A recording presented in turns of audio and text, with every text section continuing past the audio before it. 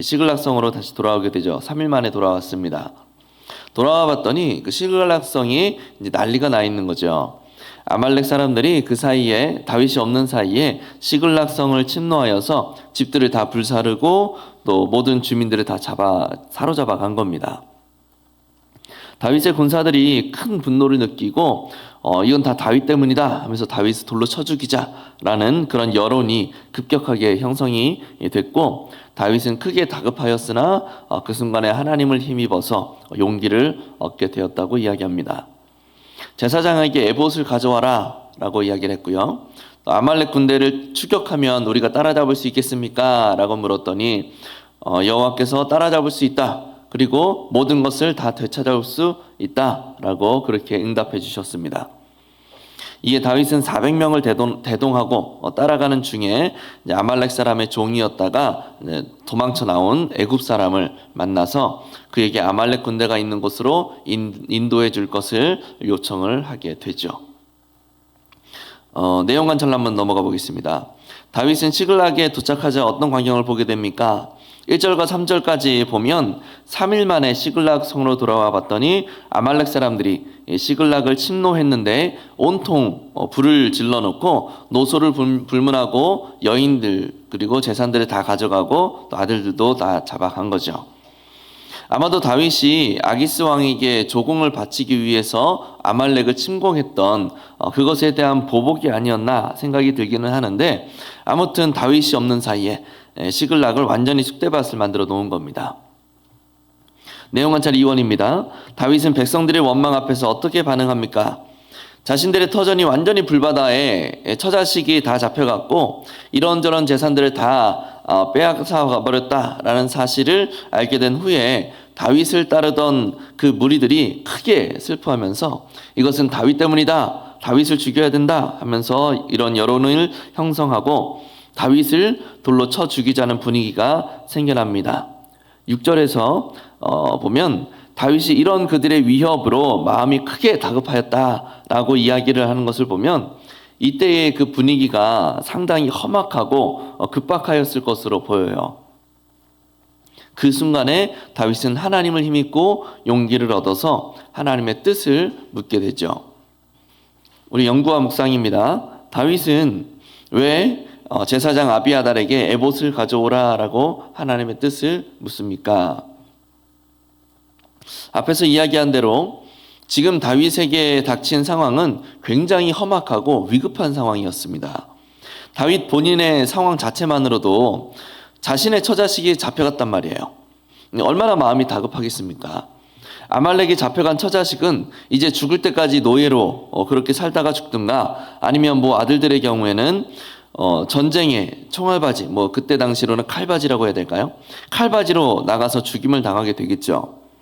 그런데 자신의 군사들은 또 군사들대로 자기네들 가족이 다 잡혀가서 목 놓아 울다가 이 책임을 다윗 자신에게 떠넘겨 버리는 겁니다. 그러면서 돌로 쳐 죽이재요.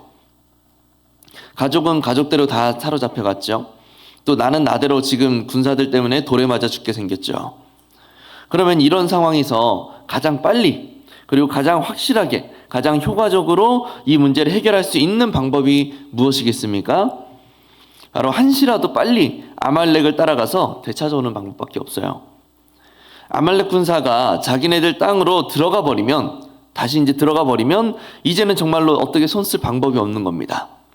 그러니까 아말렉 군대가 어디까지 간지는 지금 모르겠는데 어떻게든 빨리, 최대한 빨리 따라가서 그들에게서 자신의 가족들을 되찾아와야 되는 상황인 거예요. 그런데 그런 상황에서 한시라도 빨리 출발하지 않으면 안 되는 그런 상황에서 다윗이 어떻게 하나요? 제사장에게 에봇을 가져오라고 합니다. 하나님의 뜻을 묻는답니다. 이 다급한 순간에 하나님의 뜻을 묻는데요. 지금 당장 따라가도 못 자를 판에. 그런데 놀라운 게 뭔지 아십니까? 다윗이 이 다급한 순간에 당장 아말렉을 따라가는 게 아니라 여호와의 뜻을 묻는다라고 할 때 분노를 감추지 못하고 다윗을 돌로 쳐 죽이자 하던 그 무리들이 반대를 하지 않았다라는 거예요. 지금 이 무리들도 자신의 가족들이 다 잡혀간 상황이에요. 그러니까 이 가족들도 마음이 지금 다급한 겁니다. 그런데 그 순간에 다윗이 빨리 아말렉을 쫓아가는 게 아니라 여호와의 뜻을 묻자라고 하는 그 순간에 모두 다 침묵했다라는 겁니다. 반대하지 않았다라는 거예요. 누구도 그 순간에 지금 여호와의 뜻을 묻고 자시고 할 시간이 어디 있냐라고 말하는 자가 없고, 다윗이 지금 제정신이냐라고 조롱하는 자가 하나도 없었다라는 겁니다. 이게 대단한 거예요. 이 위급한 순간에 이 문제를 해결할 수 있는 근본적인 해결의 실마리가 당장 아말렉을 따라가는 것에 있는 것이 아니라 여호와께 달려있다라는 사실을 다윗을 포함한 그 백성들 모두가 확신하고 있었다라는 겁니다. 정말 멋진 공동체의 모습이죠. 생명이 지척에 달려 있었음에도 여호와를 찾은 다윗도 정말 대단하고요. 자신의 가족들이 다 포로로 잡혀가서 그 마음이 무너지고 그 원인이 됐다라고 생각하는 다윗을 향하여 돌로 쳐 죽이고 싶은 그 깊은 분노를 느끼고 있었음에도 여호와의 뜻을 묻겠다라고 하는 다윗의 그 한마디에 자신의 감정을 추스를 줄 아는 그 공동체의 모습도 대단한 겁니다. 우리 느낀점으로 넘어가서 질문의 방향을 조금 바꿔볼게요. 이렇게 자신이 죽을 수도 있는 위기 상황에서 하나님의 뜻을 구하는 다윗과 깊은 분노와 슬픔과 그 다급한 가운데서도 하나님의 뜻을 구한다라는 말에 잠잠해지는 그 백성들의 모습을 보고 무엇을 느끼십니까? 한마디로 엄청난 문제 앞에서 한 마음으로 하나님의 뜻을 구하는 다윗 공동체를 보면서 무엇을 느끼는가 하는 질문입니다. 지금 마음이 너무 다급해요. 내 가정뿐만 아니라 이 공동체에 불어닥친 문제가 굉장히 무겁고 그 사안이 아주 위급하단 말이에요. 이 문제를 해결하기 위해서 발벗고 동분서주 정신없이 뛰어다녀도 해결이 될 수 있는가 확실치도 않은 순간에 이 공동체는 오히려 멈춰서서 하나님의 뜻을 구하고 있다는 겁니다. 그렇다면 우리는 어떤가요? 적용의 질문처럼 내가 삶 속에서 위기를 맞이하게 될 때 가장 먼저 보이는 행동은 무엇인가요?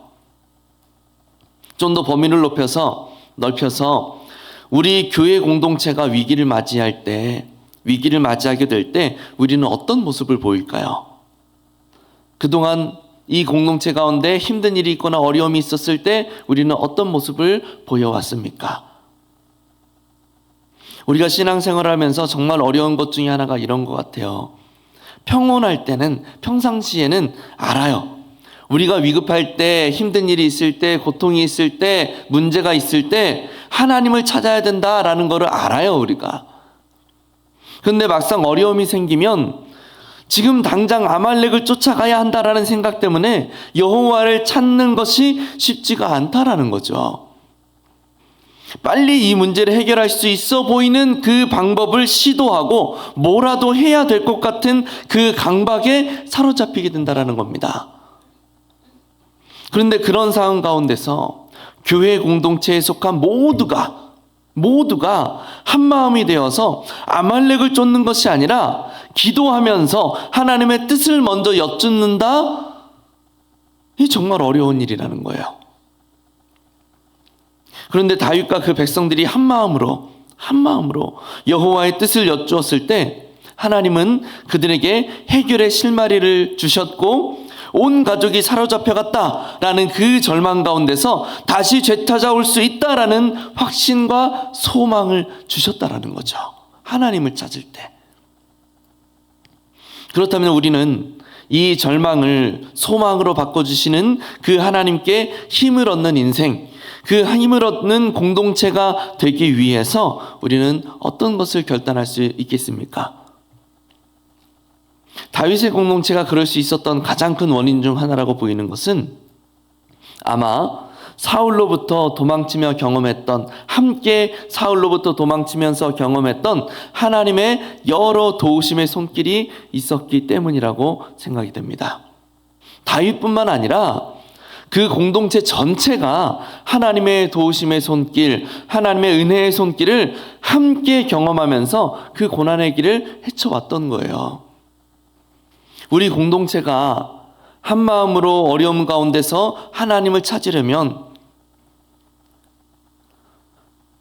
누구 한 사람만 하나님의 은혜를 경험하면서 살아서는 안 되는 거죠. 이 공동체 가운데 역사하시는 하나님을 우리 모두가 함께 경험하고 길동교회의 모든 성도들이 함께 하나님의 은혜의 손길을 경험해야 된다는 거예요. 저는 이것을 영적 공동체성이라고 한번 표현해 보고 싶어요. 영적 공동체성. 영적인 은혜와 영적인 경험들을 함께 경험하면서 공동체 전체가 함께 그 영성을 높여가는 겁니다. 아주 중요한 과정이라고 할 수 있을 거예요. 그러면 지금 우리가 함께 은혜를 경험할 수 있는 시간들이 언제일까요? 그냥 당장 생각나는 게 금요철의 시간 같아요. 기도 가운데 부어주시는 동일한 은혜를 함께 경험하는 거죠. 그러려면 어떻게 되겠습니까? 나만 금요철에 나오면 안 돼요. 아마 여기 계신 분들은 그래도 다른 분들보다 하나님에 대한 열심과 또 은혜의 경험들이 많이 있으신 분들이라고 생각이 되는데 우리만 그러면 안 된다라는 거예요. 우리보다 그 신앙의 깊이가 얕은 분들도 같이 가자 하면서 같이 계속 갈 수 있도록 해야 되는 거죠. 그래서 나와 함께 하나님의 은혜를 경험해야 되는 겁니다. 한 사람도 빠짐없이. 그래서 같이 부르짖고 같이 우리 기도에 응답하시는 하나님의 역사를 함께 경험하고 하나님의 그 능력의 손길을 함께 목도하고 그러면서 함께 믿음의 경지를 높여가는 겁니다. 그러면 큰 위기 가운데서 절망을 소망으로 바꾸시는 하나님의 그 능력을 한 마음으로 기대하며 주님의 뜻을 구할 수 있게 된다라는 거죠. 같이 예배하자, 같이 기도하자 라고 권면하시고 그 가운데서 철야 예배를 시작으로 우리의 은혜를 경험할 수 있는 그 시간들을 함께 공유해 가는 겁니다. 그렇게 우리가 영적 공동체성을 높여가면서 주님의 뜻 가운데 세워져 가는 우리 힘 있는 길동 공동체가 될 수 있기를 예수님의 이름으로 간절히 축복합니다. 우리 같이 말씀 기억하면서 기도하겠습니다.